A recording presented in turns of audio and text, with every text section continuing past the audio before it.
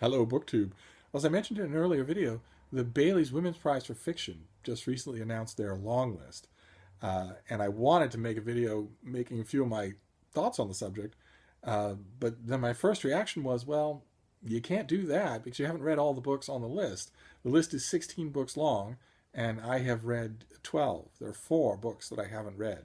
Uh, and I'm not sure that I'll be able to get to the 4 that I haven't read anytime soon. So that's a fairly big chunk. I thought, well, no, you can't talk about the strengths or weaknesses of the field if you haven't read all the books. But then I noticed quite a few booktubers talking about the strengths and weaknesses of the field and giving their thoughts and opinions, even though they've read fewer books on the long list than I have. And I thought, it's all fun anyway, so why not? So I thought I would make a quick video doing that, just so you know where I stand, and I'll be in much greater detail when the shortlist is announced. And of course, ironically, one of the first things that I wanted to say about the Bailey's Women's Prize for Fiction is my usual refrain, which is that it shouldn't exist. A literary prize, a major literary prize that has as its foundational guideline something that involves the genitalia of the writers involved is inherently unjust. It's inherently non-literary. And the two standard responses that I've always heard to that over the years, one, that it's a great thing to have a prize that celebrates women's voices in fiction, and two, that traditional literary prizes have always skewed towards men, so it's good for this one to counteract that. Both fall flat, in my opinion. The first one being there is no such thing as women's voice in fiction, and every time a pompous man has ever said there was, he's been rightfully shot to pieces for it, and often proven ridiculously wrong on the subject. And two, these are literary prizes, not social experiments. Using the tools, the same tools by which you were excluded, never brings a good result. It's always a bad idea. Or to put it in a more simple and time-honored way, 2 wrongs don't make a right. In my opinion, the if the Bailey's Prize really does change hands, change ownership, the very first thing they should do should be to strip the words "women's" right out of the title and just make it the Bailey's Literary Prize. This is 2017. I think judging panels are well aware of the fact that they don't want to even accidentally skew for sexist reasons. So I don't think we have to worry about it. By especially by making it a gated community, the way that you achieve the kind of equality that everybody wants to see when it comes to literary prizes or anything else is not to exclude half the population. Instead, it's to make a heightened awareness of who you are including, and then let the best man win. You know what I mean. Let the best person win. I think almost any of the entries on this long list would say, if you were to get them slightly drunk and question them on the subject off camera and off microphone, I think pretty much anything would say I'd much rather have my novel go up against the best of the best. Anybody, and see, rather than win a prize and wonder, well, half the people who had novels who could have submitted them didn't get to. I wonder how mine would have stacked up against theirs. That's always bugged me.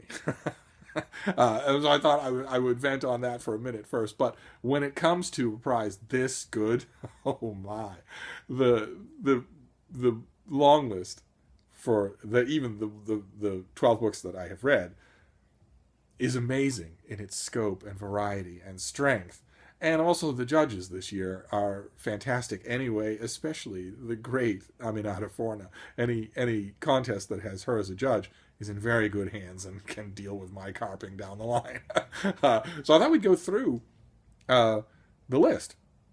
I'll give you a few thoughts. The books that I have read are The Power by Naomi Alderman, Hagseed by Margaret Atwood, Little Deaths by Emma Flint, The Mayor by Mary Gateskill, Lesser Bohemians by Amor McBride, The Sport of Kings by C.E. Morgan, The Woman Next Door by Yewande Omotoso, The Lonely Hearts Hotel by Heather O'Neill, The Essex Serpent by Sarah Perry, Barkskins by Annie Proulx, Do Not Say We Have Nothing by Madeline Tien, and the Gustav Sonata by Rose Tremaine. And the four that I haven't read are First Love by Gwendolyn Riley, Midwinter by Fiona Melrose, The Dark Circle by Linda Grant, and Stay With Me by Ayobane Adebayo. And so I can't talk about the four that I haven't read. I will try to get to them before the long list is, or the short list is announced. But in terms of the 12 that I have read, as usual, when it comes to a long list this big, there's some stuff on here that confuses me. Some stuff that just seems like make weight, and I'm not really sure what they're doing here. Like, for instance, The Woman Next Door, The Sport of Kings, Little Deaths by Emma Flint. These books are kind of boring and definitely one-dimensional. You have to go to rather acrobatic lengths to find in them anything equating to the kind of literary skill and power that's in some of the other books on this list. And the books like The Lonely Hearts Hotel or The Essex Serpent, they're worthy, but they're sort of by the numbers. I mean, I love them both in their own way, especially The Essex Serpent. What a book! But you know, it brings us to the larger question of what actually is a literary prize. And of course, in 2016, I found myself asking that to the sky in a loud voice after what happened with the Nobel Prize in Literature. I was asking that question to random passersby and their babies in strollers. What is a literary prize? You have to wonder, some of these things, what they're doing on this list. But of the 12 that I have read, the only ones that I can comment on now, there are 4 that are absolutely great. And I'm going to guess, there are 4 on the long list that I haven't read, but even so, I'm going to go out on a limb and say that all 4 of these, or at least some of these 4, are going to be on the short list. I would like to think that all 4 of them will be. And they are the Gustav Sonata, which is the greatest thing Rose Tremaine has ever written. Just a fantastic, fantastic book. Barkskins by Annie Proulx, which has its problems, but is just incredible. I reviewed it and loved it. It's a major investment, but I loved it. And I also I think it's been unjustly sort of skimped on award notifications in its own season, which kind of bugs me. So, of course, there's a part of me that's hoping that it wins the Bailey's Prize. The Lesser Bohemians by Amor McBride, which in terms of line by line, sentence by sentence, power, innovation, and beauty, is by far the best thing of the 12 that I've read. It's an amazing book. Takes some getting used to, but it's an amazing book.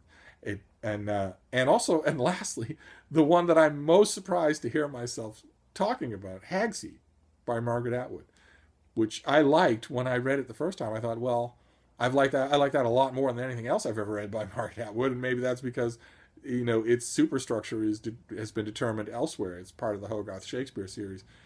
So it at its very basic germ form, it is a pastiche that can't vary very far from the template of The Tempest. But then I read it a second time and thought, oh, that was an extremely minimalist view of what's going on here. This is much more than that. And just recently, one of you actually sent me the UK edition of Hagseed. I already had it. It was totally out of the blue. I was tremendously grateful. And I wanted to honor the gesture, so I read it a third time. And it's amazing. There is so much going on in this book, and yet it is funny and page-turning. The more I think about it, the more I think it really is a stupendous performance in a tiny space. It's less than a fifth the length of Barkskins, for instance. So those 4 have my highest marks for the long list. And if I won't prognosticate too much, especially since there are 4 books I haven't read, and who knows what's in them. They could all be great. But right now, the ones that I would like to see move forward to the short list are the Gustav Sonata, Barkskins, The Lesser Bohemians, and Hagseed. And we will just see. We will just see if that happens. I will make a video when the shortlist is announced, and in which I talk about all of the books on the shortlist, because I'll have read them all by then, no matter what they are, and in which I make a prediction for what will win. And we shall see what we shall see. And in the meantime, those are my thoughts on the long list, the Bailey's long list, and I'll sign off for now. Thank you, BookTube.